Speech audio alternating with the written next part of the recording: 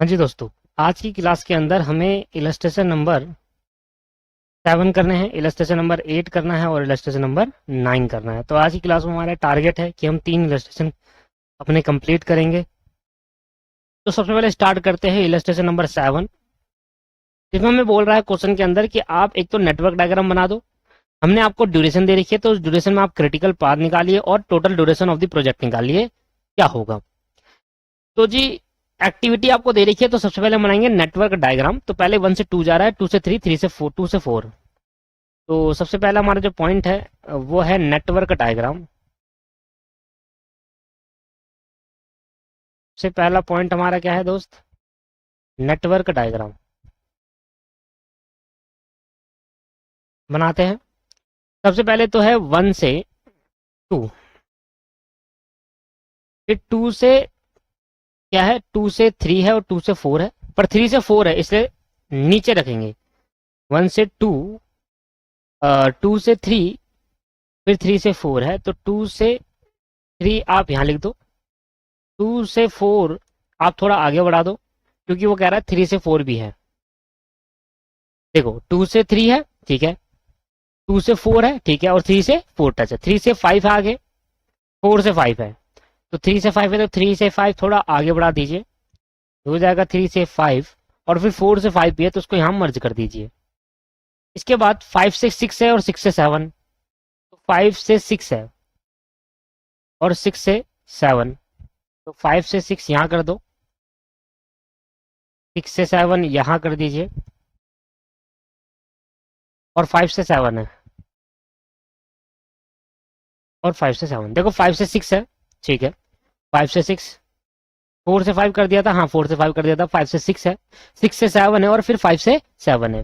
तो 5 से 6, 6 से 7 और 5 से 7। और ये आपके पास ड्यूरेशन दे रखी है 2.5, 2.5, 1.5। तो यहाँ दे रखा है 2.5, 2 से 3 में 2.5, और यहाँ आपके पास 2 से 4 में 1.5, 3 से 4 में है 1, 3 से 5 में है 1, 3 से 4 में है 1, और 3 से 5 में है 1। ऐसे ही 5 से 6 में, 4 से 6 में कितना है? 4 से 5 में है 2, 5 से 6 में है 3, 4 से 5 में 2 है, 5 से 6 में 3 है, 6 से 7 में आपके पास 1.5 है, और 5 से 7 में भी 1.5 है, 1.5 और 1.5। तो ये हो गया नेटवर्क डायग्राम। अब आप यहाँ पर सेकंड पॉइंट पे निकालेंगे पॉसिबल पाथ्स। क्या क्या पॉसिबल पाथ्स हो सकते हैं? तो पहले मैं चलता हूँ 1 से 2, फिर 2 से ऊपर चलते हैं 3, 3 से आगे चलते हैं 5, 5 से और आगे चलते हैं 7। तो एक पॉसिबल पाथ ये बन गया। फिर चलते हैं 1 से 2, फिर 2 से ऊपर चलते हैं 3, 3 से फिर ऊपर चलते हैं 5। अब पहले 5 से 7 गए थे, अब 5 से 6 जाएंगे, और फिर 6 से 7 जाएंगे। तो 1 2 3 और ऐसे चले गए, फिर 1 2 3 नीचे आके ऐसे चले गए। अब फिर दोबारा ऊपर जाएंगे, 1 से 2 आ गया, 2 से 3 ऊपर जाइए। अब आगे का तो हो गया, अब यहाँ से मुड़ जाइए, 3 से 4, फिर 4 से 5, और फिर 5 के बाद 2 चांस है, तो पहले एक बार यहाँ से आइए, फिर दूसरी बार यहाँ से आएंगे, 5 से 7। फिर सेम प्रोसीजर, 1 से 2 जाएंगे, 2 से 3 जाएंगे, 3 से 4 जाएंगे, 4 से 5 जाएंगे। तो 1 से 2, 2 से 3, 3 से 4, 4 से 5, 5 से 6, 6 से 7, 5 से 6, 6 से 7। इसके बाद अब ये हो गया 1 से 2, 2 से 4। अब 1 से 2 जाएंगे, 2 से 4 जाएंगे, 4 से 5 की तरफ, और 5 से फिर 7 एक बार। 1 से 2, 2 से 4, 4 से 5, 5 से 6, और फिर 6 से 7। एक बार 4 से इधर चलेगा, एक बार 4 से वापस इधर आके इधर चलेगा। तो ये आपके पास कुछ पॉसिबल पाथ हुए। एड ऑन कर लेते हैं 1 से 2, 2.5, 2 से 3, 2.5, फिर 1, और फिर 1.5। ये आ गया 7.5। फिर यहाँ से 1 से 2, 2 से 3, 2.5 प्लस 2.5, 3 से 5 प्लस 1, अब 5 से 6 है प्लस 3, और फिर 6 से 7 है 1.5। ये आ गया 10.5। अब इसकी बारी, 1 से 2 है 2.5, 2 से 3 है 2.5, 2 से 3 हो गया, और 3 से 4 है 1, फिर 4 से 5 है 2, फिर 5 से 7 है 1.5, ये आ गया 9.5।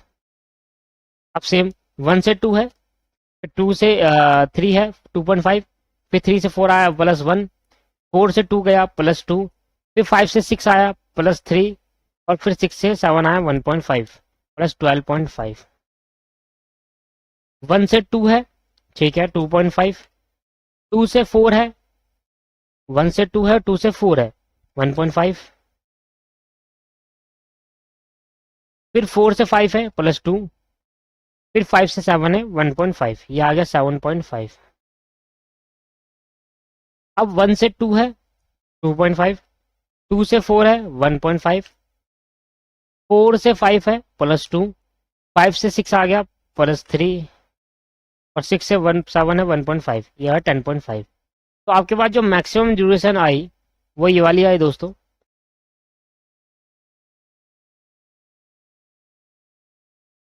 ये आपके पास हो गया critical path and total duration. यही क्रिटिकल पाथ हो गया, ये तो हो गया क्रिटिकल पाथ, और ये हो गया टोटल ड्यूरेशन। ठीक है जी। तो अगर आप अलग से लिखना चाहो अलग से भी लिख सकते हैं, क्रिटिकल पार्ट है ये एंड टोटल ड्यूरेशन है 12.5। हो गया क्वेश्चन खत्म, 7 क्वेश्चन खत्म। 8वें क्वेश्चन पे अभी आएंगे, उससे पहले मैं 9th क्वेश्चन करा देना चाहता हूँ आपको। 9 क्वेश्चन का डायग्राम मैंने आपके लिए बनाया था। 9th क्वेश्चन का डायग्राम मैंने बनाया था जिसमें हमने बीच में से लाइन कट करी थी। मैं उस जो नेटवर्क डायग्राम है उसमें आप पीछे से एक बार देख सकते हैं, मैं आपको सामने दिखाता हूँ वो डायग्राम मैंने बनाया है। देखो इस तरीके से मैंने ये डायग्राम बनाया था, अगर आपको ध्यान हो तो। और हमने इस तरीके की चर्चा करी थी कि किस तरीके से ये डायग्राम बनेगा और बीच में से कैसे लाइन कटेगी, ठीक है ना। ये वो डायग्राम है। अब सबसे इंपॉर्टेंट बात है कि ये डायग्राम जो है वो काफी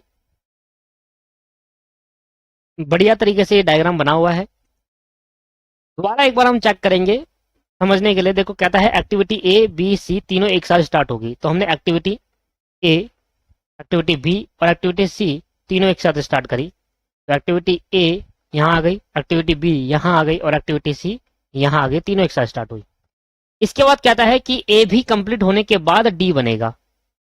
ए बी के कंप्लीट होने के बाद, अब ए बी या तो नीचे बना सकता था या तो ऊपर बना सकता था। नीचे इसलिए नहीं बनाया क्योंकि ई बी के बाद बनता, ई बनने से पहले बी हो जाना चाहिए और सेपरेट होना चाहिए था, और यहां बनाता तो वो मर्ज हो जाता। तो ए बी में देखो कि कहां पर, मैंने आपको सिखाया भी था कैसे देखते हैं कि ए बी के अंदर सबसे पहले आपको ये ध्यान देना है कि अगर मैं ऊपर मर्ज करता हूं तो क्या ए बी सेपरेट नहीं होगा, और अगर मैं नीचे मर्ज कर दूंगा तो बी सेपरेट नहीं होगा। तो पहले देखो कि फ्यूचर में कहीं अलग से सेपरेट तो नहीं चाहिए ए, सर ए कहीं फ्यूचर में सेपरेट नहीं चाहिए, बी सेपरेट चाहिए। तो बी को सेपरेट रखने के लिए आपको ऊपर मर्ज करना होगा, और ये वाला पॉइंट क्या बन जाएगा, ये वाला पॉइंट जो मर्ज करा डमी, इसको हम बोलते हैं ए बी, इसको हमने ई बी नाम दिया। इसके बाद ये कंप्लीट हुआ। कहता है बी के बनने के बाद ई बनेगा, बी के बनने के बाद एफ बनेगा। तो बी के बनने के बाद हमने ई बना दिया और बी के बनने के बाद हमने एफ बना दिया, ये है एफ। बी के बनने के बाद हमने एफ बनाया, ये एफ है। और जैसे ही बी के बनने के बाद हमने एफ बनाया तो ये जो बॉक्स बन गया इसको बोलते हैं एफ सी, क्योंकि ये यहाँ इस इवेंट पे एफ भी मिल रहा है और सी भी मिल रहा है, यहाँ एफ सी हो गया। इसके बाद एफ सी के कंप्लीट होने पर जी बनेगा, एफ सी के कंप्लीट होने पर जी बनेगा। तो जी हमने यहां से आगे की तरफ भेज दिया क्योंकि लास्ट लाइन में टच करना था, ठीक है। अभी तो दिख रहा है, पहले से हम यहां तक करते, ठीक। इसके बाद कह रहा है बी के बाद एच बनेगा, मतलब बी के पहले एच बनने से पहले बी होना चाहिए। तो मैंने एच यहां पर लाइन आगे ड्रॉ कर दी, तो ये तो होगी वो जी वाली लाइन जो मैंने यहां ड्रॉ कर दी, एच वाली लाइन मैंने यहां पर ड्रॉ कर दी। इसके बाद ई एच को मिलाकर आई बनेगा, ई एच जहां मिलेंगे ई एच, ई एरा एच एरा दोनों को डमी से मैंने मिलाया, और डमी से मिलाने के बाद मेरा ई एच यहां बन गया। और इसके बाद चालू होगा आई, क्या चालू होगा आई, आई तब बनेगा जब ई एच मिल गए हो। ई एच मिलने के बाद जे भी बनेगा। तो जे मैंने यहां पर ऊपर की तरफ बनाया जहां पर मुझे डी और जे को जोड़ना था, डी जे को, ठीक है। डी ए बन गया। डी कैसे बनेगा, डी बनेगा ए बी के मर्ज होने के बाद। देखो ए बी बनेगा तब डी होगा। तो डी और जे को मैंने जोड़ा इसलिए क्योंकि मुझे यहां पर क्या चाहिए था, सी डी एफ जे। तो सी डी एफ सी तो मेरे को मिलेंगे कहां से, यहां से। तो यहां से यहां मैंने मर्ज करा और यहां से यहां जोड़ा एफ सी, ठीक है। तो इस केस के अंदर मेरी ये डमी हो गई, यहाँ पर मेरी ये डमी हो गई, यहाँ पर मेरे लिए ये डमी होगी। तो डमी एक्टिविटी को मैं ग्रीन पेन से सेट कर देता हूँ। तो मेरी इसके अंदर 3 डमी है। और जैसे ही मैंने एफ सी को यहाँ मिला डीजे, तो यहाँ जुड़ गया था सी डी एफ जे बन गया। और सी डी एफ जे से बनेगा के, क्या बनेगा, के बनेगा। और के बाद क्या बन जाएगा, एल बन जाएगा। और इस तरीके से ये नेटवर्क डायग्राम बना था।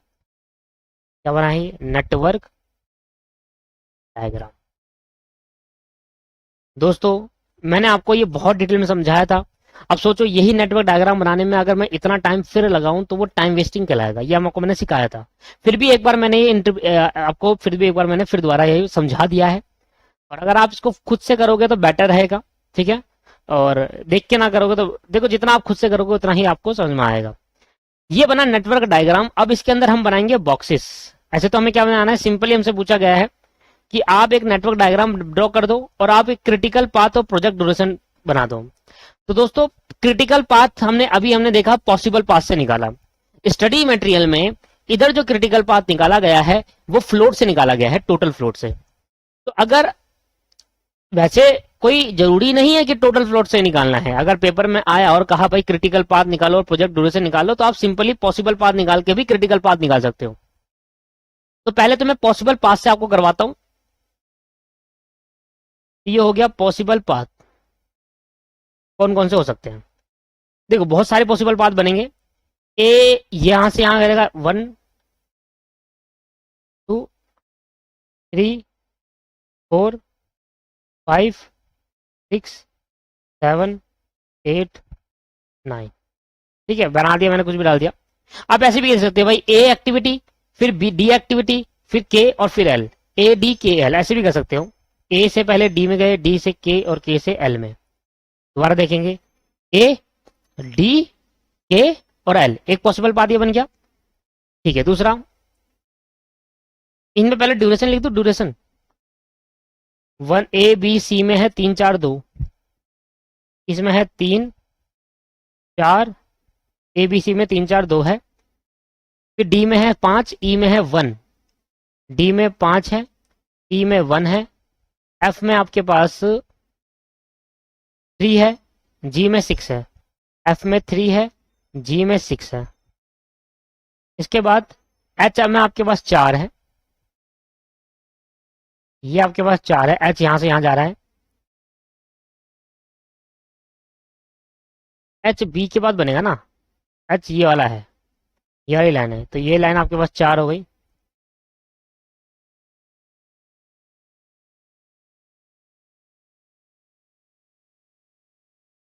तो एच आपके पास कितना हो गया, 4 हो गया। इसके बाद कह रहा है कि आई 4 है, जे 2 है, के 1 है। आई 4 है, जे 2 है, के 1 है, और एल बता दो लास्ट में 5 है, एल 5 है। तो ऐड भी कर देते हैं, 3 + 5 + 1 + 5, 5 5 10 13 और 1 14। तो इनका जो टोटल है वो 14 है। पॉसिबल पाथ आप ऐसे भी लिख सकते हो, जरूरी नहीं है 1 2 करके लो। अगर आपको एक्टिविटी ए बी करके दे रही है तो ए बी करके भी पॉसिबल पाथ लिख सकते हैं, ठीक है जी। अच्छा, और पॉसिबल क्या बात बनेगा भाई, पहले यहां से यहां गया, इसमें तो एक ही बन रहा है। अब इसकी बारी, बी, पहले बी आएगा, बी से ई में गए, ई से फिर डमी, फिर डमी से आप जाएंगे जे के एल, ऐसे पहुंच जाएंगे। तो बी से पहले ई, तो बी के बाद ई, ठीक है। देखो बी के बाद ई और ई के बाद डमी, तो यहां पर लिख देंगे डमी। पूरा लिखना होता है डमी, ऐसे केस में डमी आ गया। फिर उसके बाद ऊपर गए जे, फिर के, फिर एल, फिर जे, फिर के और फिर एल, दोनों को जोड़ देंगे। तो बी आया आपके पास 4 4, और ई आपके पास है 1 + 1, 4 + 1 5 और +2 7 आपके पास हो गया। फिर यहां पर आया 1 8 और फिर 5 13, तो यह आपके पास आया 13। इस तरीके से जब आपको एक्टिविटी 1 2 करके, अगर आप 1 2 करके लिखना चाहते हो वो भी ठीक है, और आप बिना 1 2 करके लिखना चाहते हो वो भी ठीक है, ठीक है। इसके बाद और बी से बहुत सारे पाथ बन सकते हैं। एक तो यहां से गया बी, बी के बाद ई गए, ई के बाद डमी पाए, डमी के बाद जे पे ना जाकर सीधा चले गए आई पे, तो बी ई डमी जे के बाद सीधा आई पे चले गए।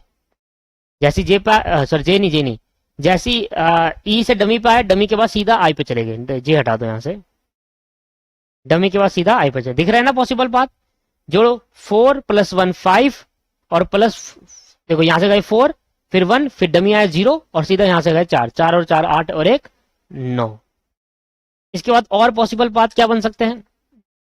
पहले बी गए, बी से फिर एच में गए। अब ई को भूल जाओ, ई क्या हो गया, यहां से ई गए, यहां से एक बार यहां से गए, एक बार यहां से गए, ई का हो गया बी एच जे के एल और बी एच आई, सीधा दो बन सकते हैं। बी के बाद एच में, एच के बाद जे में, फिर के में, फिर एल में, और सीधा बन सकता है बी से एच और एच से आई। अब देखो पहले बी 4 है, फिर एच 4, 4 और 4 8, सीधा चले गए, फिर 2 10 हो गया, 11 और 5 16, तो ये हो गया 16। B H I, B H और आई सीधा सीधा 4 4 8 और 4 12। बी का पॉसिबल, बी का सारा हो गया, यहां से भी कर दिया घुमाकर, यहां से 2 बार घुमा दिया। अब इसकी बारी, अरे बी का और है, बी यहां से यहां जाएगा और फिर यहां से यहां चलेगा और बी यहां से यहां जाकर फिर यहां से यहां घूमेगा। तो बी के बाद एफ, बी एफ फिर जी, सीधा जी, बी एफ जी, ये हो सकता है। बी में कितना है 4 5 6 7 और 13, 7 6 13, तो यहां पर आ गया 13। एक तो ये हो गया। दूसरा बी एफ और ऊपर जाएगा सीधा डमी पहुंचेगा यहां पर, डमी फिर के और एल, बी एफ डमी के और एल, बी के बाद एफ फिर डमी फिर के और फिर एल। तो बी कितना है आपके पास 4 और 4 7 हो गए, 7 के और डमी में 0 7, फिर ये एक 8 और 8 और 5 13, तो यहां पर भी क्या आया 13 आया। और पॉसिबल बात हो सकता है यहां से यहां गए, यहां से और कहीं नहीं है, यहां से यहां गए, यहां से यहां। अब लास्ट है ये कितना है सी, सी के बाद गया डमी फिर के और एल, सी डमी के और एल, सी के बाद डमी फिर के और फिर एल, और एक है सी और जी। देखो एक सी है, यहां से यहां सी गए और यहां से सीधा जी पहुंच गए। तो सी कितना है 2 + 0 + 1 3 और 5 8, तो ये आपके पास 8 आया। और ये है 6 और ये है 2, ये आपके पास कितना आया 8। तो यहाँ पर जो सबसे मैक्सिमम है वो इतना है। तो ये वाला जो पार्ट है आपका क्या बन जाएगा दोस्त, ये वाला पार्ट आपके पास क्या बन जाएगा, पॉसिबल पाथ बन जाएगा 16 वाला। तो ये आपके पास क्या बन गया दोस्त, ये आपके पास हो गया क्रिटिकल पाथ। तो यहां लिख देंगे क्रिटिकल पार्ट आपके पास क्या है, क्रिटिकल पाथ है हमारे पास बी एच जे के एल, बी एच जे के एल, और जो टोटल ड्यूरेशन है वो आपके पास है 16 की। दोबारा जोड़ेंगे एक बार, जब भी क्रिटिकल पाथ आता है ना उसका एक बार टोटल ड्यूरेशन जरूर जोड़ लिया करो। तो बी एच जे के एल, बी एच का है एच जे के एल, तो 5 और 1 6 6 7 8 8 4 12 और 12 और 4 16। ठीक है सर, तो आपका क्रिटिकल पार्ट जो बनेगा उसको डबल अंडरलाइन से कर देते हैं। ये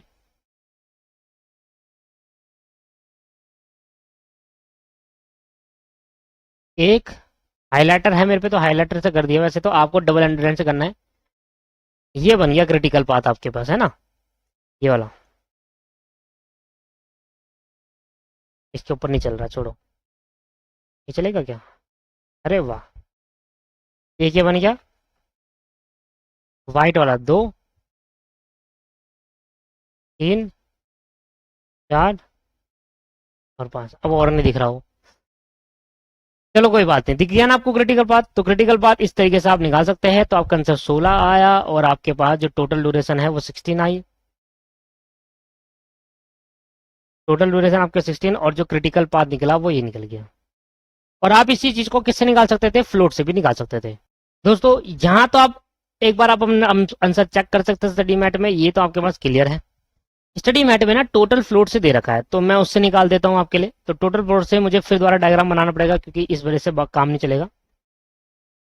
तो टोटल फ्लोट से सिंपल है, क्योंकि अगर हम वो बना लेते तो हमारे लिए बेटर हो जाएगा कि हमारे पास एक तरीके का रिवीजन हो जाएगा। तो मैं डायग्राम दोबारा बना देता हूँ। ये लो दोस्तों, डायग्राम बन गया तैयार। इसको करेंगे थोड़ा छोटा।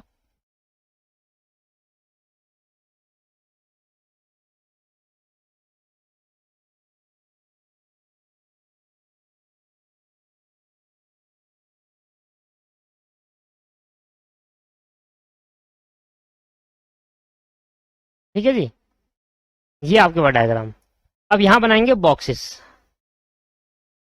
इस डब्बे के लिए एक बॉक्स, इस डब्बे के लिए एक बॉक्स, जगह नहीं है, इस डब्बे के लिए एक बॉक्स, इस डब्बे के लिए ये बॉक्स नहीं बनाना, इससे कुछ काम नहीं करना हमें।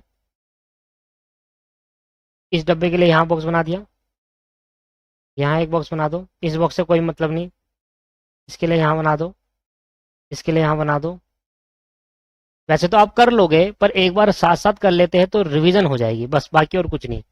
कितने पॉइंट है जरा बता देना। ये मेरा 1 हो गया, ये 2 हो गया, ये 3 हो गया, ये 4, ये 5, ये 6, 7, 8 और ये 9। 9 बॉक्स है, 1 2 3 4 5 6 7 8 9, 9 बॉक्स।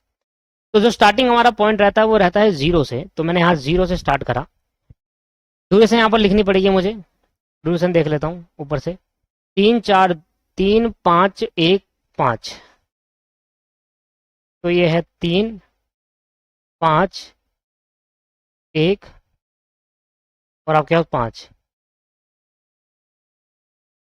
4 1 4 2 4, 4 1 4 2 4, ये आपके पास 4 1 4 2 और 4। नीचे क्या है, 2 3 है,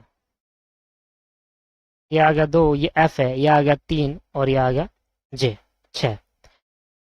अब जल्दी से इसमें करेंगे, थोड़ा सा जूम करते हैं।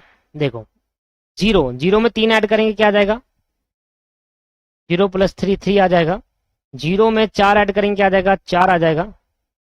तब ब्लैक ब्लैक हो गया, इसको थोड़ा दूसरा कलर लेते हैं।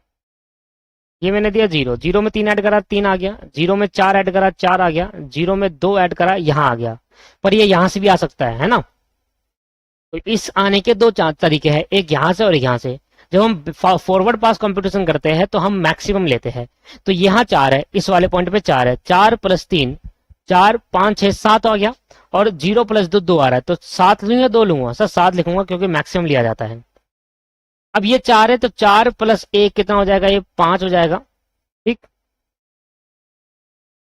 और यहाँ 4 है, 4 + 4। एक तो यहाँ आने के दो तरीके, इस वाले पे आने के दो तरीके कैसे। एक तो यहाँ से आएंगे 4 + 4 8 हो जाएगा, और यहाँ से आएंगे 5 + 0 5 हो जाएगा। तो ये डमी है ना, डमी पे 0 होगा, तो क्या मैक्सिमम है, 4 + 4 8 या 5 + 0 5। सर 8, तो यहाँ पर 8 लिख दिया जाएगा। ठीक है, इसका कर लेते हैं। ये भाई 3 है, 3 में 5 जोड़ देंगे तो क्या हो जाएगा, 8 हो जाएगा। अब देखो देखो, 3 में 5 जोड़कर 8 आया, और इधर आने के एक और चांस है यहाँ से, तो 8 और 2 10।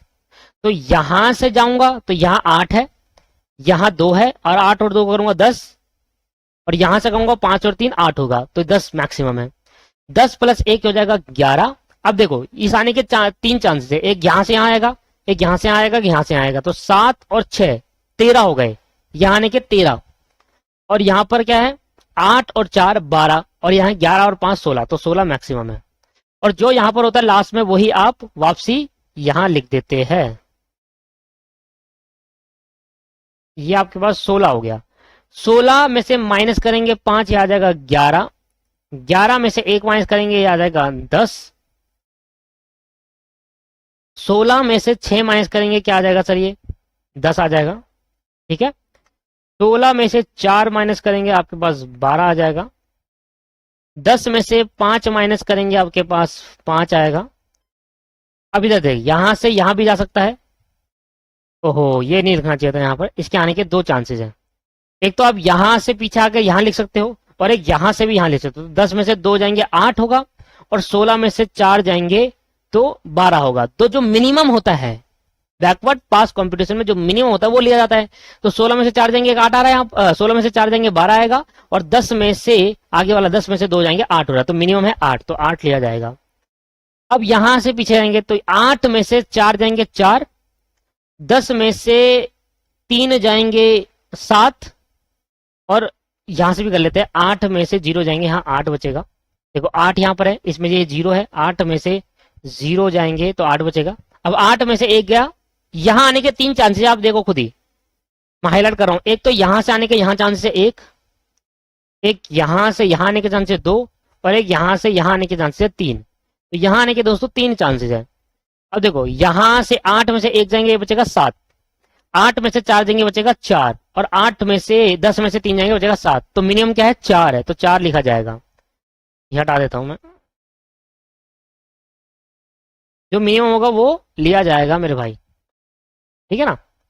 इसके बाद 4 में से 4 गए 0, तो यहां पर तो 0 ही आता है हमेशा, जो मिनिमम होगा। 5 में 3 गए 2 बचेगा, 10 में से 2 गए 8 बचेगा, 4 में 4 गए 0, तो मिनिमम क्या है 0। तो आपके पास जो यहाँ एक बराबर आ गया, ठीक है, यहाँ एक बराबर आ गया, अगला बराबर यहाँ है तो यहाँ जोड़ दीजिए, फिर अगला बराबर आपके पास यहाँ है, पर यहाँ से नहीं जाना डायरेक्ट, पहले यहाँ बराबर है, देखो 10 10, फिर यहाँ बराबर है 11 11, और फिर यहाँ बराबर है 16 16। पर आपने देखा होगा कि एक पॉसिबल पाथ ये भी बन रहा है। मैंने आपको कहा था कि एक टाइम ऐसा होगा कि अगर आप इससे देखते हो ना, इससे, तो आपके पास गलत भी हो सकता है, क्योंकि आप देखो यहाँ से यहाँ जाओगे, यहाँ से यहाँ जाओगे, यहाँ से सीधा भी तो जा सकते हैं, ये भी तो बराबर है। तो एक पॉसिबल पाथ ये भी क्रिटिकल पाथ हो जाएगा नहीं दोस्तों।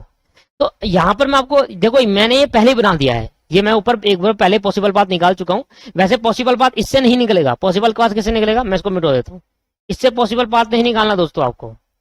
पॉसिबल पाथ आपको पहले टोटल फ्लोट निकालेंगे, उसमें जो 0 आएगा वो आपका पॉसिबल पाथ बनेगा, तो फिर आपको हाईलाइट करना है। ऐसे हाईलाइट नहीं करना है इनके बेसिस पर। हाँ, जो पॉसिबल पाथ होगा उसमें जो ये पॉइंट होंगे, बॉक्स होंगे, उसमें बराबर आना चाहिए। तो यहां पर अगर देखो तो यहां पर 2 पॉसिबल पाथ बन गए जिसमें बराबर बराबर आ रहे हैं, तो गलत हो जाएगा दोस्तों यहाँ पर, है ना। तो सबसे पहले हमारा क्या निकाला जाएगा, सबसे पहले हमारी एक्टिविटी लिखो। एक्टिविटी के बाद क्या लिखेंगे सर आप, ड्यूरेशन, जिसको हम DIJ से बोलते हैं, एक्टिविटी को हम IJ से कहते हैं। ड्यूरेशन के बाद आप करेंगे earlier, starting time, finish time, फिर लेटेस्ट। एक एक का मतलब समझाया था मैंने आपको, इसका एक एक का मतलब, अर्लिएस्ट स्टार्टिंग टाइम और फिनिशिंग टाइम। तो आप उनको भूल गए होंगे, मुझे नहीं पता, पर लेटेस्ट सुन के कितना ज्यादा से ज्यादा लेट कर सकते हैं शुरुआत में, और कितना ज्यादा लेट कर सकते हैं फिनिश करने पे, कितनी जल्द से जल्द हम स्टार्ट कर सकते हैं, कितनी जल्द के फिनिश कर सकते हैं। तो पढ़कर समझ में आ रहा है, ये आ गया टोटल फ्लोट। स्टडी मैट में फ्री फ्लोट और इंडिपेंडेंट फ्लोट भी दे रखा है, तो वह आप खुद से निकालेंगे दोस्त, इतना आप खुद से करेंगे।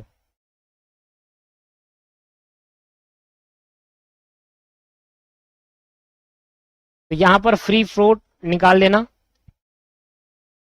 और इंडिपेंडेंट फ्लोट भी दिखा रखा है, तो इंडिपेंडेंट फ्लोट भी आप निकाल लेंगे। यहां पर सबका फॉर्मूला मैं आपको बता चुका।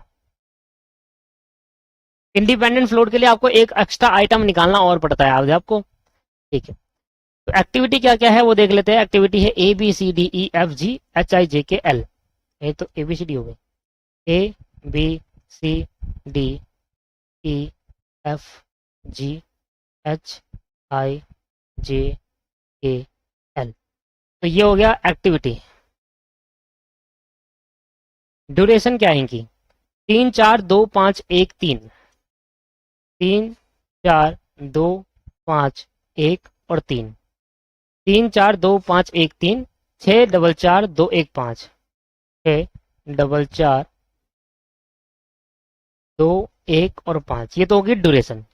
अब अर्ली स्टार्टिंग टाइम कैसे फाइंड आउट होगा, एक तो नेटवर्क डायग्राम से ये निकलता है और ये लास्ट वाला निकलता है, ठीक है। ये क्या होगा, अर्ली स्टार्टिंग टाइम। तो एक्टिविटी ए के लिए स्टार्टिंग टाइम ये होता है, ठीक है। ए एक्टिविटी के लिए स्टार्टिंग टाइम ये होगा, तो अर्ली क्या है 0, डी एक्टिविटी के लिए 5, देख लो। ए एक्टिविटी के लिए स्टार्टिंग टाइम ये हुआ, पीछे वाला बॉक्स देखेंगे, है ना, आगे वाला देखेंगे, ग्रीन वाला बॉक्स देखेंगे। ए एक्टिविटी के लिए स्टार्टिंग टाइम ये होगा, बी एक्टिविटी के लिए भी स्टार्टिंग टाइम, और सी एक्टिविटी के लिए भी स्टार्टिंग टाइम 0 है, 0 0 0। अब डी के लिए जो स्टार्टिंग टाइम है वो 3 है, ई के लिए जो स्टार्टिंग टाइम है 4 है, एफ के लिए जो स्टार्टिंग टाइम है 4 है। डी के लिए स्टार्टिंग टाइम 3, ई के लिए 4 और एफ के लिए भी 4। जी के लिए जो स्टार्टिंग टाइम है, जी के लिए स्टार्टिंग टाइम 7 है, एच के लिए स्टार्टिंग टाइम 4 है, आई के लिए ये रहा आई, स्टार्टिंग टाइम आपके पास 8 है। जे के लिए स्टार्टिंग टाइम कितना है देखो, जे आपके पास है ये जे का स्टार्टिंग टाइम 8 हो गया, के का स्टार्टिंग टाइम 10 हो गया, एल का स्टार्टिंग टाइम 5 हो गया, ओ 11। जे का स्टार्टिंग टाइम 8 है, के का स्टार्टिंग टाइम 10 है, और एल का जो एल है हमारा उसका स्टार्टिंग टाइम है 11। इधर चेक करेंगे, एल का स्टार्टिंग टाइम 11 है, के का स्टार्टिंग टाइम 10 है, और जे का स्टार्टिंग टाइम 8 है। हो गया ना, ये हो गया। अब इधर करेंगे लेटेस्ट फिनिशिंग टाइम। तो इस एक्टिविटी का फिनिश टाइम कहाँ होगा, ये वाला होगा। ए एक्टिविटी का फिनिशिंग इवेंट है ये वाला, और जो लेटेस्ट वाला पॉइंट है वो आगे वाला है। तो ए एक्टिविटी के लिए 5, बी एक्टिविटी के लिए 4 और सी एक्टिविटी के लिए 10। तो 5 4 10 हो जाएगा 5 4 और 10। डी ई एफ देखो, ई एक्टिविटी के लिए फिनिशिंग टाइम है 10, ई एक्टिविटी के लिए फिनिश टाइम 8 है, और एफ एक्टिविटी के लिए फिनिश टाइम 10 है। तो 10 8 और 10, एक बार 10 8, एक बार आप पहले आराम से देख लो 3 एक्टिविटी, फिर उसके बाद लिखो। अब क्या कर रहा है जी एच आई, तो जी एच आई देखेंगे, जी के लिए फिनिशिंग टाइम है 16, एच के लिए फिनिशिंग टाइम है 8, और आई के लिए फिनिशिंग टाइम है 16। तो 16 8 और 16, जी एच आई है 16 8 16, 16 8 और 16। जे के एल, तो भैया जे के लिए फिनिशिंग टाइम है 10, के लिए 11 और एल के लिए 16। 10 11 16, 10 11 और 16। ठीक है, अब कैसे निकालेंगे, अब जो फिनिशिंग टाइम हो कैसा होता है, इन दोनों को जोड़ के 3 + 0 3, 4 + 0 4, 2 + 0 2, 5 में से 5 + 3 8, 4 और 1 5, 4 5 6 7 13, 4 4 8, 8 4 12, 8 2 10 11, ये हो गया आपके पास 16। और ये कैसे निकलेगा ये, अच्छा ये कैसे निकला, earliest starting time plus D I J, ये कैसे निकलेगा, लेटेस्ट स्टार्टिंग टाइम हो, ये निकालना है ना लेटेस्ट स्टार्टिंग टाइम, ये निकालना है। तो latest finish time minus D I J, मतलब इस वाले कॉलम में से इस वाले कॉलम को माइनस, 5 में से 3 जाएंगे 2 बचेगा, 4 में से 4 जाएंगे 0 बचेगा, 10 में से 2 जाएंगे 8 बचेगा, 10 में से 5 जाएंगे 5 बचेगा, 10 में से 1 जाएंगे 7 बचेगा, 10 में से 3 जाएंगे 7 बचेगा, ये क्या है 16, 16 में से 6 जाएंगे आपके पास 10 बचेगा, 8 में से 4 जाएंगे आपके पास 4 बचेगा, 16 में से 4 जाएंगे आपके पास 12, 10 में से 2 जाएंगे आपके पास 8 बचेगा, 11 में से 1 जाएंगे आपके पास 10 बचेगा, 16 में से 5 जाएंगे आपके पास 11 बचेगा। अब टोटल फ्लोट निकालने के लिए क्या करना पड़ता है जी, latest starting time minus earliest starting time. और फ्री फ्लोट के लिए क्या करना पड़ता है, स्लैक के लिए लेटेस्ट अर्लीस्ट की जगह फिनिश आ जाएगा, और अर्लीस्ट स्टार्टिंग टाइम की जगह अर्लीस्ट फिनिश टाइम आ जाएगा। स्लैक निकालना चाहो निकाल सकते हैं, बाकी ये वाला आप खुद करेंगे सेल्फ। फॉर्मूला बताया दोस्तों, आपको खुद करना है, इसका ही फॉर्मूला बता रखा है आपको। इसके लिए आपको फर्दर 2 पॉइंट निकालने पड़ते हैं, ठीक है, वो मैंने आपको सिखाया था। एल एस और ई एस टी, ये वाला बॉक्स और ये वाला बॉक्स का माइनस करना है। L S latest starting time एक वाला बॉक्स, और अर्लीस्ट स्टार्टिंग टाइम एक वाला बॉक्स, माइनस करेंगे दोनों को। 2 में से 0 जाएंगे क्या बचेगा 2, 0 में से 0 जाएंगे क्या बचेगा 0, 8 में से 0 जाएंगे क्या बचेगा 8, 5 में से 3 जाएंगे क्या बचेगा 2, 7 में से 4 जाएंगे क्या बचेगा 3, 7 में से 4 जाएंगे फिर बचेगा 3, 10 में से 7 जाएंगे बचेगा 3,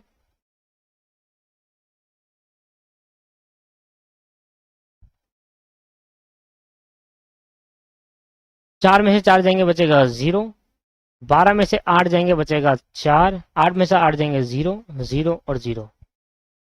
तो आपके लिए जो वो निकला, एक ये हो गया यस, एक ये हो गया यस यस यस और यस। एक्टिविटी देखना, यह है बी एच आई जे के एल, बी एच जे के एल। तो क्रिटिकल एक्टिविटी जो हुई बी एच जे के एल, देखना एक बार बी एच जे के एल, और इनका जो टोटल ड्यूरेशन आ रहा है वो क्या आ रहा है 16। टोटल ड्यूरेशन क्या आ रहा है दोस्त 16 आ रहा है। इस तरीके से स्टडी मैट में गिवन था, वैसे तो आप उस तरीके से भी कर सकते हैं पेपर में, कोई ऐसी वो नहीं है। तो आप उस पॉसिबल पाथ से भी आप फाइंड आउट कर सकते हैं। फ्री फ्लोट और इंडिपेंडेंट फ्लोट आप पीछे फॉर्मूला देकर आराम से इसको करेंगे। और यहां पर ये क्वेश्चन दोस्तों खत्म हुआ। अब हम बढ़ रहे हैं लास्ट क्वेश्चन पे, जो कि इलस्ट्रेशन नंबर 8 है। 9 हमने कर लिया, क्वेश्चन नंबर 8 पे देख लेते हैं। ये रहा ऊपर है। इसमें ये फर्दर बातें बोल रहा है, बाकी और कुछ भी नहीं इन क्वेश्चन में। बाकी यहां तक तो आपको सिंपल है। करना क्या है इस क्वेश्चन को, नेटवर्क डायग्राम बना लेते हैं दोस्त, और इसका क्रिटिकल पाथ और ड्यूरेशन निकाल लेते हैं ना। इतना काम करते हैं सबसे पहले। तो 8वां क्वेश्चन में एक्टिविटीज दे रखी है ABCDEFGHIJ के तक। टाइम दे रखा है, मतलब ड्यूरेशन आपको दे रखा है, और प्रीडिशियर एक्टिविटी दे रखी है। तो ए और बी दोनों एक साथ स्टार्ट हो पाएगी। तो यहां सबसे पहले हम बनाते हैं नेटवर्क डायग्राम।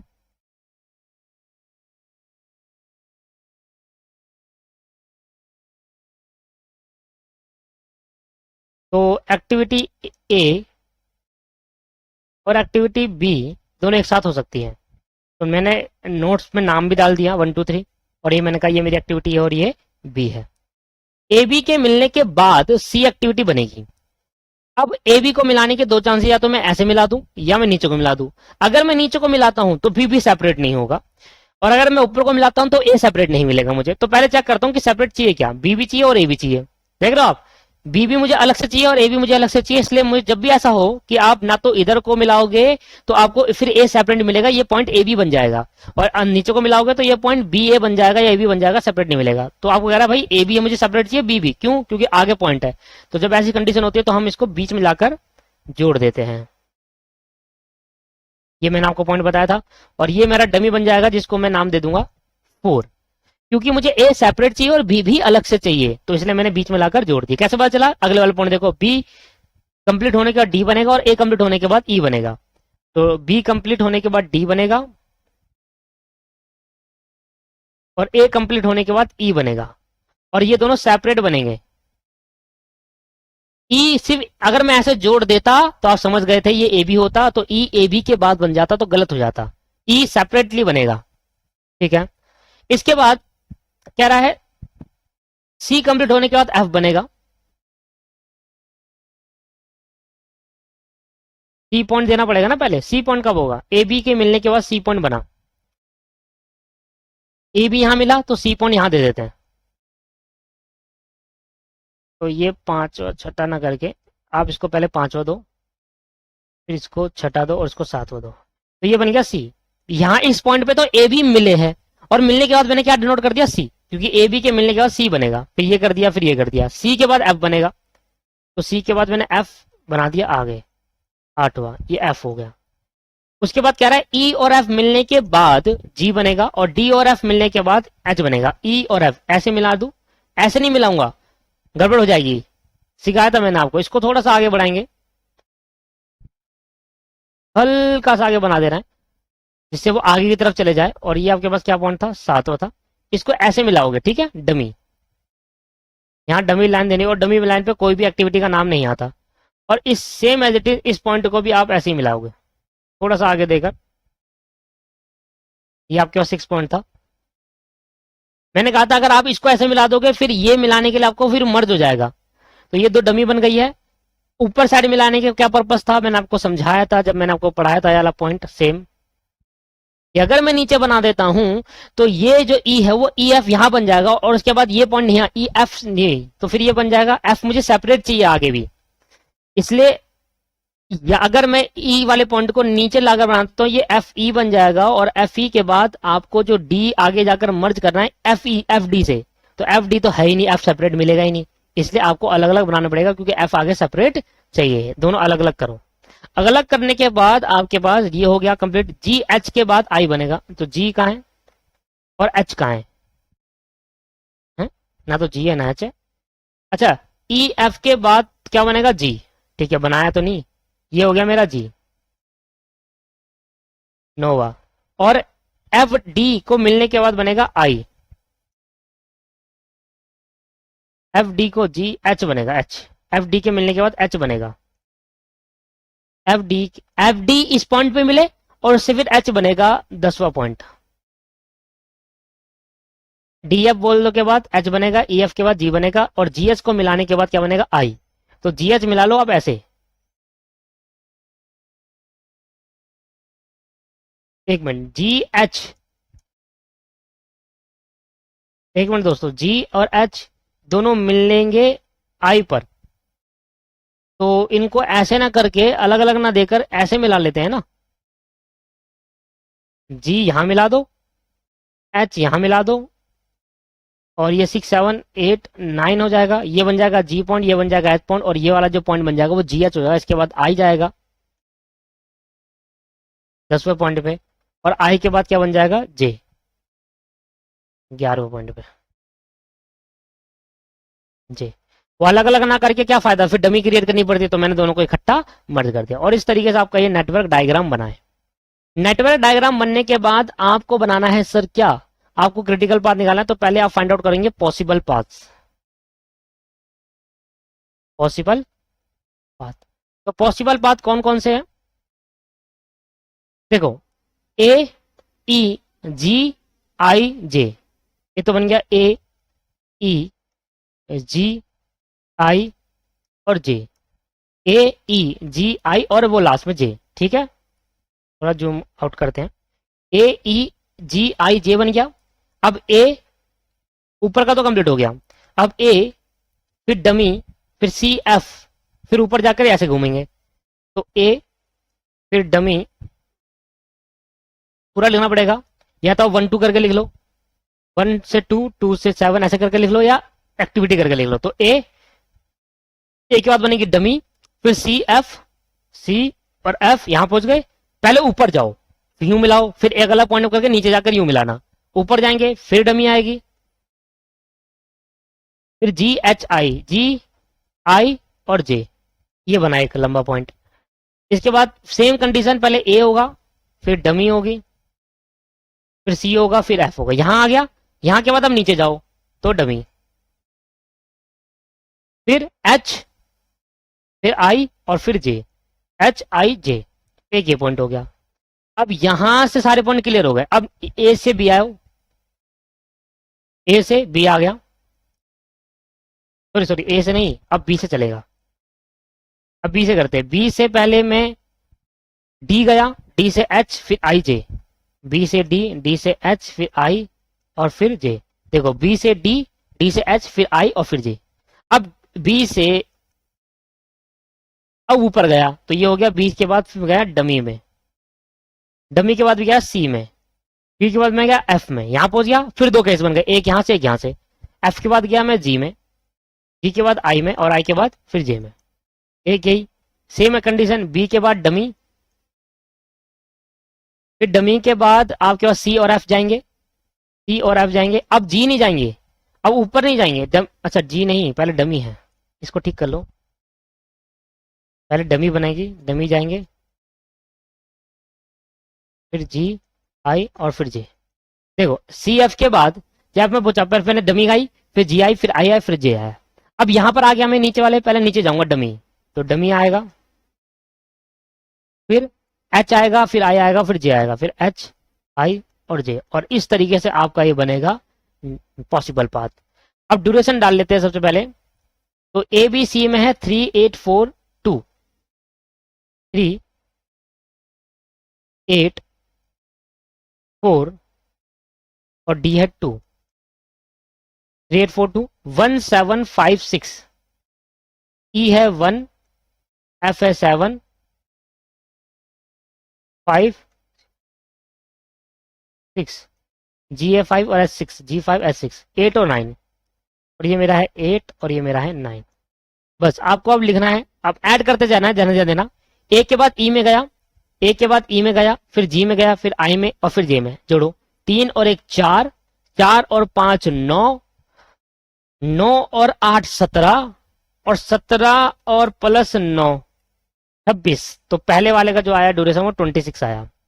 अब ए के बाद डमी में, ए के बाद डमी में, तो 3, फिर इधर डमी 0 है, 3 ही रहेगा, और 4 7 7 7 14, फिर ऊपर गया था मैं डमी, 14 के बाद 5 और जोड़ देंगे, 19, 19 में 8 जोड़ देंगे, 27, 27 में 9 जोड़ देंगे, 36। तो आपके पास आया 36। ये वीक्स दे रखे हैं आपको, ये दे रखे हैं वीक्स, वीक्स में दे रखे हैं जो डेज दे रखे हैं ना, 3 हफ्ते 8 हफ्ते लगते हैं, 4 हफ्ते लगते हैं, इस तरीके से दे रखे हैं।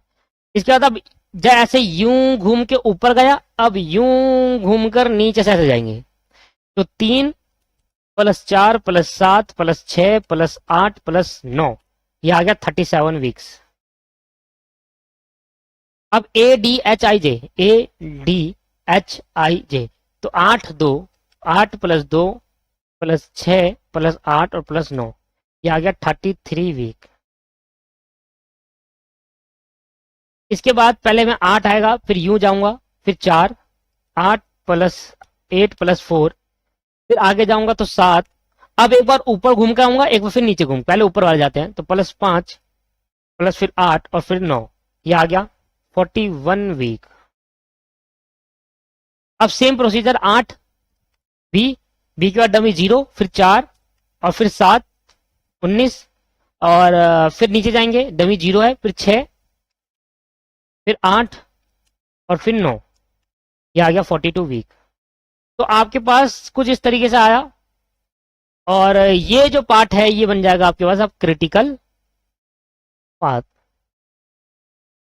अब दोस्तों हम अलग से इसको क्रिटिकल पाथ को अलग से लिखेंगे, जो हम अलग से लिखते हैं फिर डमी नहीं लिखते, डमी कोई वैल्यू नहीं ना, क्रिटिकल पाथ अलग से शो करेंगे। क्रिटिकल पाथ आपके पास आया बी, फिर डमी नहीं लिखते, सी, फिर एफ, फिर एच, फिर आई और जे, इस तरीके से। और जब आप वैसे लिखोगे, इसको आप दूसरे तरीके से भी लिख सकते हैं, बी के बाद सी, तो बी के बाद सी कैसे जाऊंगा अड्ड में, तो 1 के बाद 3, 3 के बाद 4, तो जब आप नोट में लिखेंगे तो आप 1 2 3 ऐसे करके फिर डमी भी इंक्लूड करेंगे, 1 के बाद 3, 3 के बाद 4, तो 1 के बाद 3, 3 के बाद 4, फिर 4 के बाद 5, 5 के बाद 8, 4 के बाद 5, 5 के बाद 8, और 8 के बाद 8 आ गया, 8 के बाद 6 पे जाएंगे, फिर 9 और फिर 10 11, 8 के बाद 6, 9, 10 और 11, और इस तरीके से आपका टेबल बना।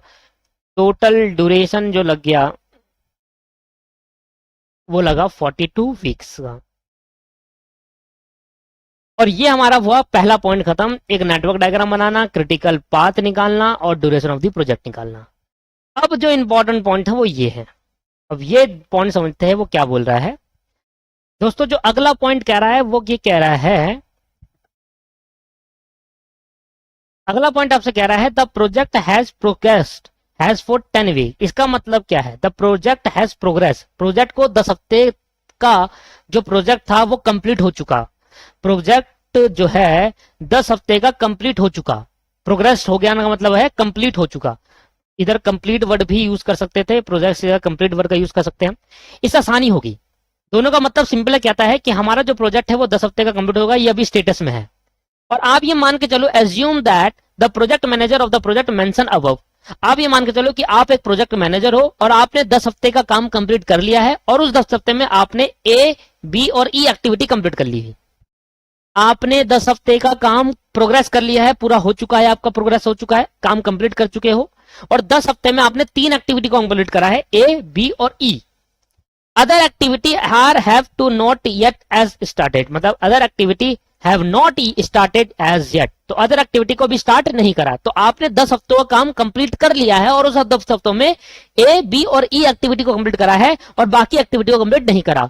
तो ए एक्टिविटी को कंप्लीट कर लिया, बी एक्टिविटी को कंप्लीट कर लिया, और बाकी एक्टिविटी कहां गई, एक एफ एक्टिविटी को, सॉरी एफ नहीं, ई एक्टिविटी को कंप्लीट कर लिया। इसको दूसरे पेन से लिखता हूं। अच्छा पहले बताओ कौन सी एक्टिविटी, एक सी कंप्लीट नहीं हुई, डी नहीं हुई, एफ नहीं हुआ, जी नहीं हुआ, एच नहीं हुआ, आई नहीं हुआ और जे नहीं हुआ। और क्या कंप्लीट हो चुका है, जो कंप्लीट हो गया उसको हम अंडरलाइन करेंगे, ए कंप्लीट हो गया, बी कंप्लीट हो गया और ई कंप्लीट हो गया। मतलब 3 एक्टिविटी को कंप्लीट करने में हमने 10 हफ्ते लगा दिए। अब रिमेनिंग एक्टिविटी को कंप्लीट करने में कितने हफ्ते लगेंगे, पहला क्वेश्चन आपसे यही पूछ रहा है कि अगर आप कोई भी मैनेजरियल एक्शन नहीं लेते, सर ये मैनेजरियल एक्शन नहीं लेने का मतलब क्या, बाद में सिखाऊंगा। अगर आप कोई भी मैनेजरियल एक्शन नहीं लेते तो कब वो रिमेनिंग एक्टिविटी कंप्लीट होगी और कब हमारा प्रोजेक्ट कंप्लीट होगा। 10 हफ्ते में तो हमने अपनी क्या कर लिया, 3 एक्टिविटी कंप्लीट कर ली। अब रिमेनिंग एक्टिविटी कंप्लीट करने में आपको कितना टाइम लगेगा और कब आपका प्रोजेक्ट कंप्लीट होगा। दूसरा कहता है कि what action might you take to get the project back to the schedule that can be completed by the end of 42 week. कहता है अगर आप मैनेजरियल एक्शन लेते हो, अगर आप मैनेजरियल एक्शन लेते हो तो मैनेजरियल एक्शन लेना नहीं, और लेने का मतलब क्या है, अगर आप मैनेजरियल एक्शन, उसको मैं बाद में सिखाऊंगा कि मैनेजरियल एक्शन नहीं लेंगे तो क्या होगा, लेंगे तो क्या होगा। अगर आप मैनेजरियल एक्शन लेते हो तो आपका जो, अभी मैंने जैसे कि हमने क्वेश्चन पढ़ा कि हमने 42 हफ्ते में अपना पूरा प्रोजेक्ट कंप्लीट कर लिया। तो अगर आप ये 3 एक्टिविटी 10 हफ्ते में कंप्लीट करते हो और इस एक्टिविटी को कंप्लीट करने में अगर ज्यादा हफ्ते लग जाते हैं तो वो 42 हफ्ते में कैसे कन्वर्ट करेंगे, 42 हफ्ते में कैसे लेकर आएंगे। तो वो अभी आपको इतना समझ नहीं आएगा। ये समझो कि इन एक्टिविटी को कंप्लीट करने में लग गए 10 हफ्ते और इन एक्टिविटी को कंप्लीट करने में कितने हफ्ते और लगेंगे, जिससे टोटल प्रोजेक्ट कितने हफ्ते में कंप्लीट होगा। अभी 10 हफ्ते में तो ये कर लिया कंप्लीट। अब टोटल प्रोजेक्ट कंप्लीट करने में, टोटल प्रोजेक्ट मतलब कि भाई ए बी और ई एक्टिविटी कंप्लीट हो चुकी है, अब रिमेनिंग जो एक्टिविटी है उसको कंप्लीट होने में कितना समय और लगेगा। पहला पॉइंट आपसे ये पूछेगा। दूसरे पॉइंट में क्या करना है वो डिस्कस करेंगे बाद में, ठीक है। पहले पॉइंट में करता है तो बनाएंगे, लिखेंगे मेरे साथ साथ, ठीक है। सामने देखेंगे other activity are not complete, other activities are not completed, other activity are not completed. और वो कौन सी एक्टिविटी कंप्लीट नहीं हुई, सबसे पहले लिखूंगा एक्टिविटी और फिर लिखूंगा प्रीडिशियर एक्टिविटी।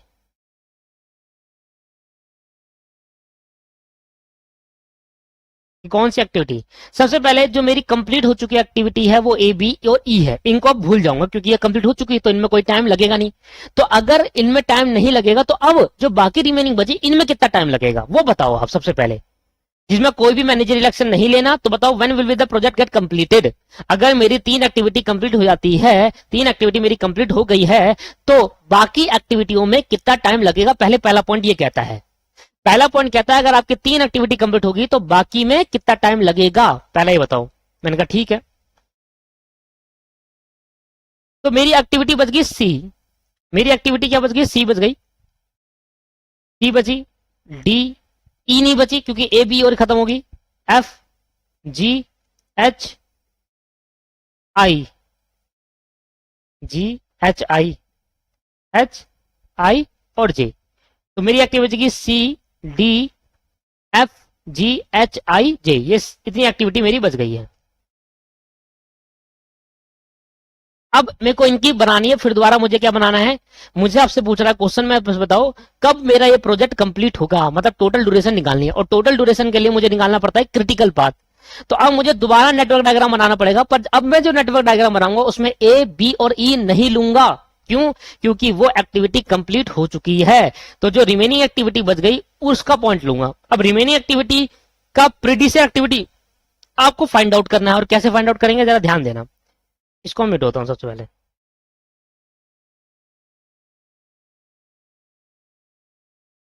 अब मैं जो कह रहा हूं वो सुनना आप पहले इसको भूल जाओ, इसको भूल जाओ और इसको भूल जाओ, ये 3 एक्टिविटी खत्म हो गई।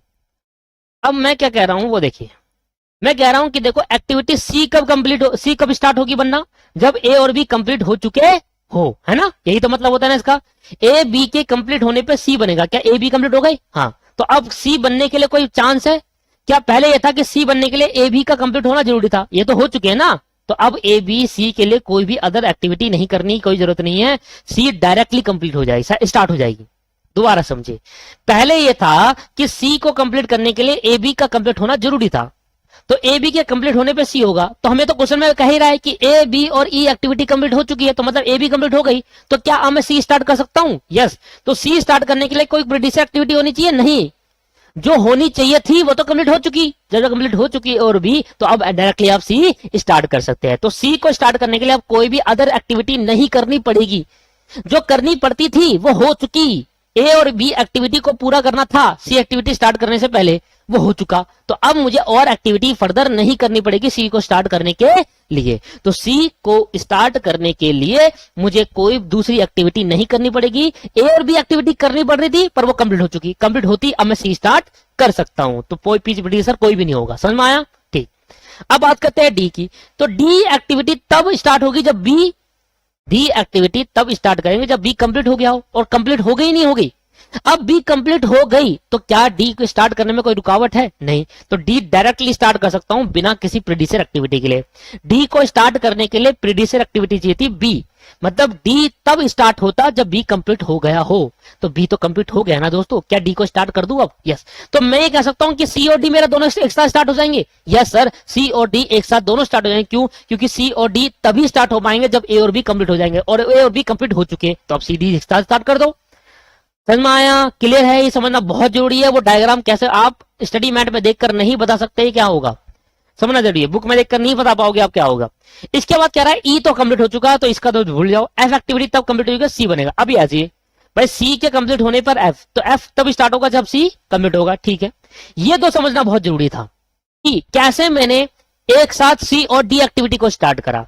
सी एक्टिविटी तब स्टार्ट होगी जब ए बी कंप्लीट हो जाएगी, वो हो गई तो स्टार्ट कर दो। और डी एक्टिविटी तब स्टार्ट होगी जब बी कंप्लीट हो जाएगी, वो हो चुकी तो डी स्टार्ट कर दो। पर सी एफ एक्टिविटी तब स्टार्ट होगी जब सी कंप्लीट होगी, तो सी पहले स्टार्ट करेंगे तब कंप्लीट करेंगे ना।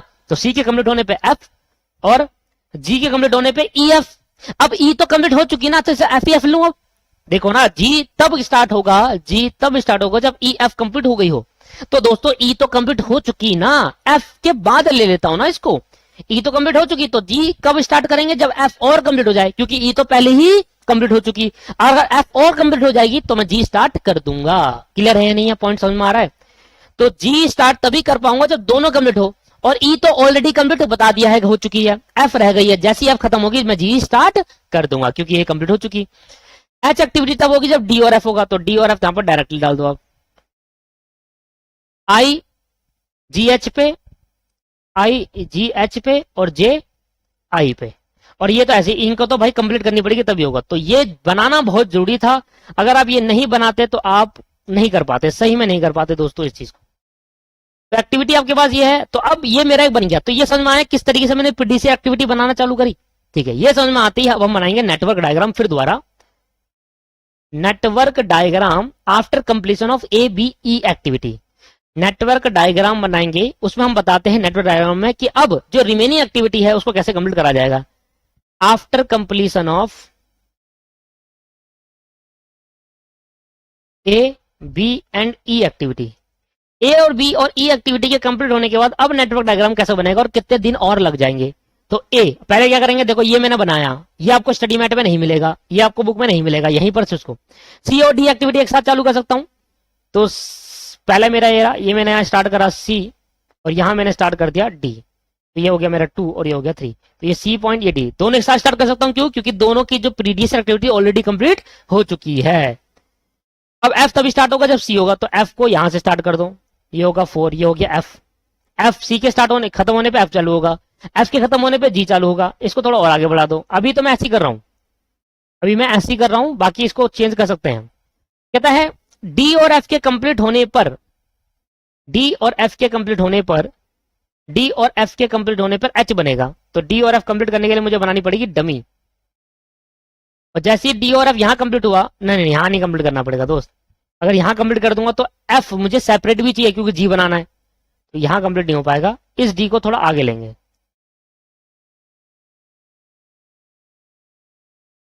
ये डी को थोड़ा आगे लेकर ना,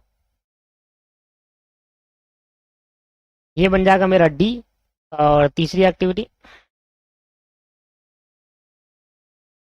और ये डी को यहां से हटाकर बीच में ले आते हैं। तो एक साथ चालू हुई।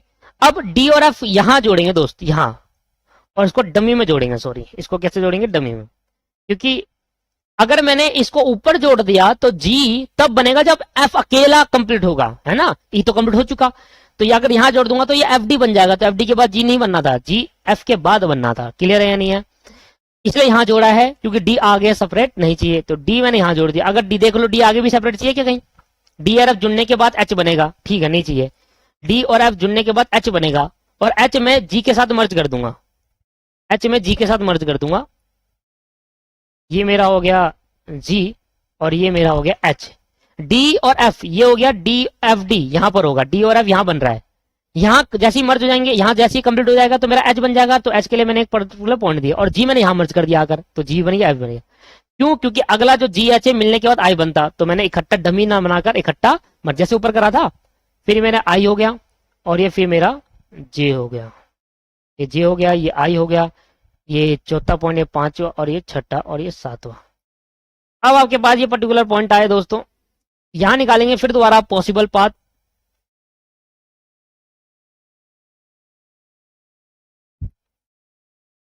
यहां निकालेंगे फिर दोबारा पॉसिबल पाथ। तो पॉसिबल पाथ जो निकलेगा वो क्या क्या हो सकता है? देखो यहां से सी एफ जी आई और जे, एक ये हो गया। फिर दोबारा सी एफ एफ यहां डमी फिर एच, फिर आई और फिर जे। एक ही हो गया। अब यहां से डी, एच, आई और जे, एक यहां हो गया। तीन बनते हैं यहां पर, 1 2 3 4 5, 1 2 3 4 5 और 1 2 3। यहां से यहां नहीं जाएगा, नीचे ही है वो, यहां से यहां बन गया। ड्यूरेशन देख लो, सी पे क्या ड्यूरेशन था देख लो ना, यहां पर सब दे रखा है। सी की ड्यूरेशन 4 है, ये 2 है डी की, और एफ की 7। सी की ड्यूरेशन है 4, डी की 2 है और एफ की 7 है। सी एक्टिविटी 4 हफ्ते में कंप्लीट होगी, डी 2 हफ्ते में और एफ 7 हफ्ते में। जी 5 है, एच 6 है। जी 5 हफ्ते में कंप्लीट होगा, एच 6 हफ्ते में कंप्लीट होगा। आई और जे कितना है, 8 और 9। आई 8 हफ्ते में कंप्लीट होगा और जे 9 हफ्ते में कंप्लीट होगा। जोड़ना जरा, 4 और 7, 4 plus 7 plus 5 plus 8 plus 9, 33 weeks लगेंगे अगर आप ऐसे चलोगे तो। अगर आप ऐसे चलोगे तो 4 प्लस 7 प्लस 5 प्लस, ओहो 4 प्लस 7, 4 प्लस 7, नीचे आ जाओ 0, फिर 6 और फिर 8 और 9, फिर 8 और 9, ये आ गया 34 वीक्स। और D I J 2 6 8 9, 2 plus 6 plus 8 plus 9, ये आ गया 25 हफ्ते। तो इसमें जो मैक्सिमा है वो क्या है, ये तो ये आपके पास क्या बन गया, क्रिटिकल पाथ। तो मतलब 3 एक्टिविटी कंप्लीट होने के बाद भी अभी 34 हफ्ते लगेंगे।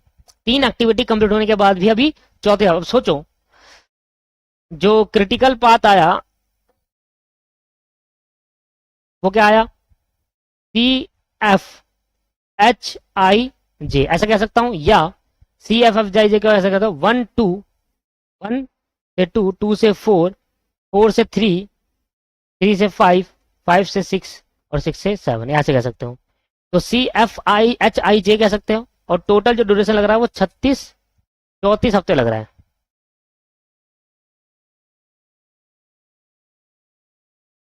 अब मेरी बात सुनना, अब अगर आप क्वेश्चन को ध्यान से देखो तो ये मैनेजरियल एक्शन नहीं लिया गया। If there is no managerial action, जो हमारा ये पॉइंट चालू होगा, इसमें फर्स्ट पॉइंट आप लिखेंगे यहां पर आप लिखेंगे यही line, if no managerial action is taken, अगर कोई भी मैनेजरियल एक्शन नहीं लिया जाता तो प्रोजेक्ट कब कंप्लीट होगा, बाकी remaining activity. If no managerial action is taken at all, when will be the project. यहां पर आप वो लिख देना, if no managerial action is taken, सिर्फ लिखना है if no managerial action is taken. अगर मैनेजरियल एक्शन नहीं लेते, यहां पर एक नीचे कंक्लूजन देना है, पूरे तरीके से लिखना, बढ़िया तरीके से कंक्लूजन देना है। If there is, if no managerial, यहां पूरा लिखना है, if no managerial, if no managerial action is taken, अगर कोई भी मैनेजरियल एक्शन नहीं लिया जाएगा, देन रिमेनिंग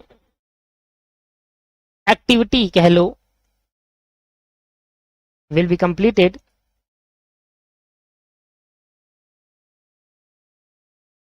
टिल 34 वीक, 34 हफ्ते में कंप्लीट होगी। तो अगर मैं कहूं, अगर आप जरा ध्यान सुनना, तो सेकंड पॉइंट हमारा, अगर हम मैनेजरियल एक्शन लेते हैं, if managerial action is taken, अगर हम मैनेजरियल एक्शन लेते हैं, और मैनेजरियल एक्शन क्यों लेंगे, इसलिए लेंगे, अगर आप ध्यान देखो तो ए बी और ई एक्टिविटी को कंप्लीट कर दिया, इसको हमने कंप्लीट कर लिया, ठीक है, इसको हमने क्या कर लिया, कंप्लीट कर लिया, प्लस और बाकी रिमेनिंग बची C D F G H I J, और इसको कंप्लीट करने में कितना टाइम लग गया, इसको कंप्लीट करने में लग गया आपके पास 34 वीक्स, इसको करने में लग गया 34 वीक्स। अगर ए बी को कंप्लीट करने में आपके पास 10 हफ्ते लगे, और बाकी रिमेनिंग एक्टिविटी को कंप्लीट करने में आपके पास 34 हफ्ते लगे,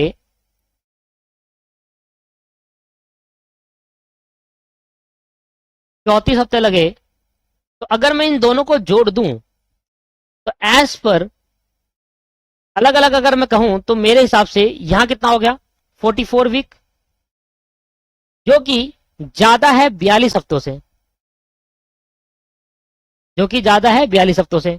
आप देखिए कि यहां पर जब मैंने इसका सबसे पहली बार करा था तो मेरे 42 वीक्स में कंप्लीट हो जा रहा था, और अगर मैं अब कर रहा हूं कि एबीसी पहले एबीई पहले कंप्लीट कर ली, कंप्लीट करने के बाद मैं बाकी रिमेनिंग करता हूं तो बाकी रिमेनिंग में लग रहा है 34 हफ्ते, और एबीबी में कंप्लीट करने में लगे थे 10 हफ्ते, तो 10 प्लस 34 हो गया 44 हफ्ते।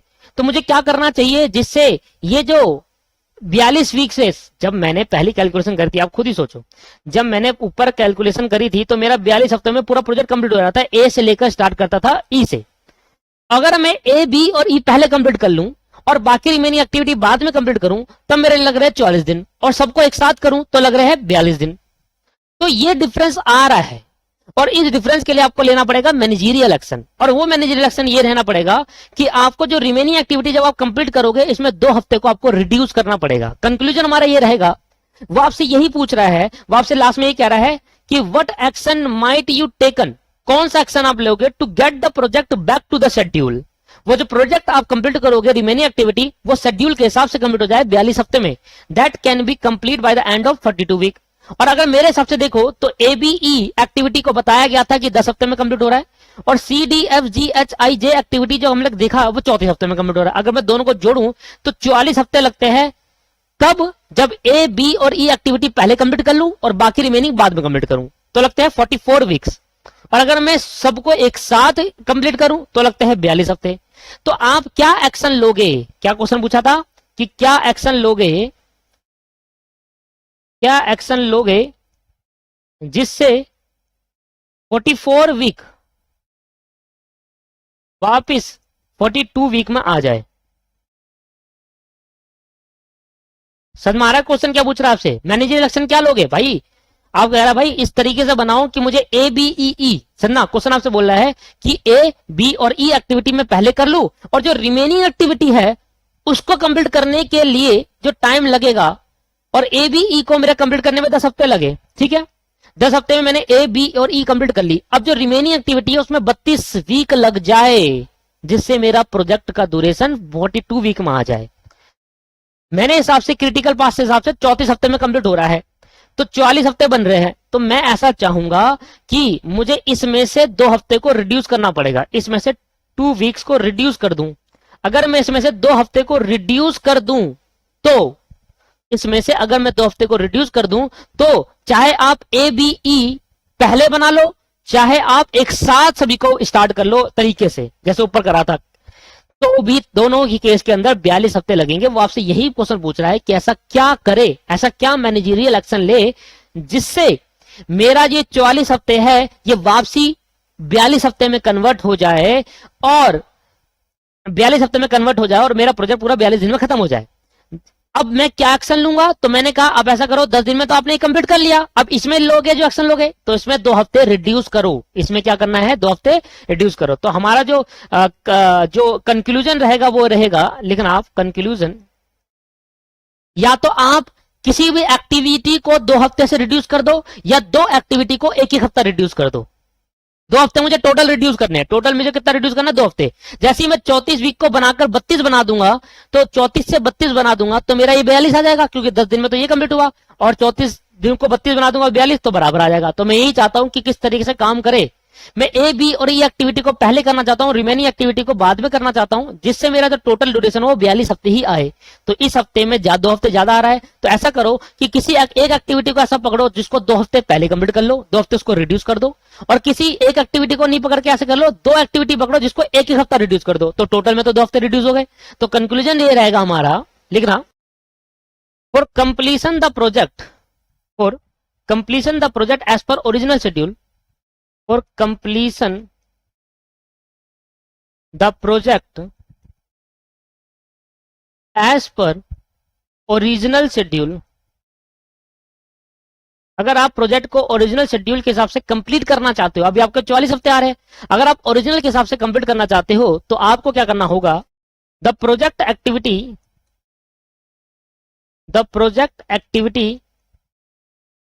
On the critical path, on the critical part, वो एक्टिविटी जो क्रिटिकल पाथ में आ रही है, is reduced by 2 week. Critical path में जो एक्टिविटी आती है उसको हम रिड्यूस कर सकते हैं। सर ये रिड्यूस करेंगे कैसे? अगली क्लास में सीखेंगे क्रैशिंग। क्रैशिंग में यही करते हैं हम। तो अगली क्लास में जब हम क्रैशिंग पढ़ेंगे तो हमें ये सीखने को मिल जाएगा कि रिड्यूस कैसे करते हैं। पर ये रिड्यूस कैसे करना है वो अभी हमें नहीं सीखना, हमें तो बस सिर्फ अपना कंक्लूजन देना है, अपना एक आंसर देना है और ये बताना है मैनेजर को, ये बताना है कंपनी को, सर आपके जो रिमेनिंग एक्टिविटी है वो 34 हफ्ते में कंप्लीट हो रही है। तो हम बताएंगे सर को कि अगर आप ओरिजिनल एक्टिविटी में ओरिजिनल शेड्यूल के हिसाब से कंप्लीट करना चाहते हो प्रोजेक्ट को, जो क्रिटिकल पाथ वाली एक्टिविटी है उसमें आप 2 हफ्ते को रिड्यूस कर दो। फॉर एग्जाम्पल किस तरीके से रिड्यूस करोगे? फॉर एग्जाम्पल दे दिया कि भाई रिड्यूस करना है 2 हफ्ते से। अब आप किस तरीके से रिड्यूस कर सकते हो? पहला, या तो आप किसी एक एक्टिविटी को पढ़ के 2 हफ्ते रिड्यूस कर दो। अच्छा, रिड्यूस कौन सी वाली एक्टिविटी करेंगे? जो क्रिटिकल पाथ में आती है बस उन्हीं को। क्रिटिकल पाथ एक्टिविटी कौन सी है इसमें से? ये ये ये ये है क्रिटिकल पाथ एक्टिविटी, ऐसे देना है, ठीक है। ये आपके पास क्रिटिकल पाथ वाली एक्टिविटी हो गई, इसको तो टिक कर लो। तो ये जो क्रिटिकल पाथ वाली एक्टिविटी है, इन्हीं पाथ में से ही आप रिडक्शन कर सकते हो और कहीं रिड्यूस नहीं कर पाओगे और रिड्यूस नहीं हो पाएगा। या तो 9 को आप 1 कम कर दो, 8 को आप 2 कम कर दो। तो ये इन्हीं लाइन से इसको ही रिड्यूस कर पाएंगे। और रिड्यूस किस तरीके से करेंगे? किसी एक एक्टिविटी को 2 वीक हफ्ते कम कर दो या 2 एक्टिविटी को 1 हफ्ते कम कर दो, इस तरीके से कर दो। टोटल में आपको 2 हफ्ते कंप्लीट रिड्यूस करने पड़ेंगे। We may reduce any one activity from critical path activity कहां से लेनी है? क्रिटिकल पाथ से बाय 2 वीक। तो आप एक एक्टिविटी क्रिटिकल पाथ से लो और उसको 2 हफ्ते कम कर दो। या दूसरे तरीके, we may reduce any two activity from critical path by 1 week. एक हफ्ता 2 एक्टिविटी को रिड्यूस कर दो। इस तरीके से आप क्या करोगे? जब आप क्रिटिकल पाथ के उसमें से रिड्यूस करोगे, सर रिड्यूस कैसे करा जाता है? द कंसेप्ट ऑफ क्रैशिंग लगाकर रिड्यूस करते हैं, वही हमारा लास्ट कॉन्सेप्ट रहेगा पूरा नेटवर्किंग चैप्टर का। और क्रैशिंग सीखने के बाद हमारा नेटवर्किंग खत्म हो जाएगा। देख लो आप कितना बड़ा चैप्टर था ये, समझ में आ रहा आपको? तो यहां पर हमने क्या करा, अब हमें अगर इसमें से 34 हफ्ते में से 1 हफ्ता 2 हफ्ते कम करने हैं तो कैसे कर सकते हो? 2 हफ्ते कम करोगे, वो कहां से करोगे? एक तो क्रिटिकल पाथ से करोगे, कंडीशन पहले ये। और 2 हफ्ते कम करने के लिए क्रिटिकल पाथ की कोई एक एक्टिविटी में 2 हफ्ते कम कर लो या 2 एक्टिविटी लेकर 1 हफ्ता कम कर लो। इस तरीके से आप रिड्यूस कर सकते हो और यही आपका सोल्यूशन है जो आपसे बोला था। अगर मैं कोई भी मैनेजरियल एक्शन ना लूं तो 34 हफ्ते में कंप्लीट होगा, और अगर मैं मैनेजरियल एक्शन लेता हूं तो 34 हफ्ते में से 2 हफ्ते कंप्लीट खत्म करूंगा। एक्शन लूंगा, एक्शन लेना ही तो यह है कि 2 हफ्ते कम करो। सर कम कहां से करेंगे? कौन सी एक्टिविटी से कम करेंगे? कैसे कम करेंगे? इसके लिए पूरा नेटवर्किंग चैप्टर सीखना पड़ेगा, उसके लिए आपको क्रैशिंग सीखना पड़ेगा, उसके लिए आपको नेक्स्ट क्लास देखनी होगी, तब आपको समझ में आएगा कि कैसे हम कम करते हैं। और जैसे हमने मैनेजर कहा भाई 2 हफ्ते कम करेंगे, और किस में से करेंगे 2 हफ्ते कम? तो वो हम नेटवर्किंग में लास्ट कॉन्सेप्ट जो हमारा क्रैशिंग है वहां सीखेंगे। अभी बस आपको इतना बताया है कि 2 हफ्ते कम करना है, कैसे करना है नेक्स्ट क्लास में देखते हैं। ठीक है सर, तो इस तरीके से एक पूरा क्वेश्चन खत्म हुआ। और जो क्वेश्चन, अगर ये क्वेश्चन ऐसा आया तो आप इस तरीके से लिखोगे जैसे मैंने बताया वैसे लिखोगे, और कैसे नहीं, और बुक के तरीके से मत लिखना, आपको इस तरीके से लिखना। और सबसे बढ़िया क्वेश्चन है अभी तक का, अगर आ गया ना कोई बच्चा इसको कर नहीं पाएगा एक बारी में। तरीके से करना है, इस तरीके से करेंगे, इस तरीके से आपको करना है जैसे मैंने आपको अभी बताया है। क्लियर है या नहीं है? तो यहां पर हमारी जो क्लास है वो खत्म होती है। 3 क्वेश्चन का टारगेट रखा था। अगली क्लास के अंदर हम एक नया कॉन्सेप्ट चालू करेंगे, क्रैशिंग, और वो हमारा लास्ट कॉन्सेप्ट होगा पूरा नेटवर्किंग चैप्टर का। एक क्लास के अंदर मैं आपको क्रैशिंग का कॉन्सेप्ट समझा दूंगा, दूसरी क्लास के अंदर क्रैशिंग के क्वेश्चंस करा दूंगा और चैप्टर खत्म। ठीक है, पूरा नेटवर्किंग। चलो नेक्स्ट क्लास में मिलते हैं। आज की क्लास को यहीं समाप्त करते हैं, नेक्स्ट क्लास में मिलते हैं। Thank you very much, bye bye.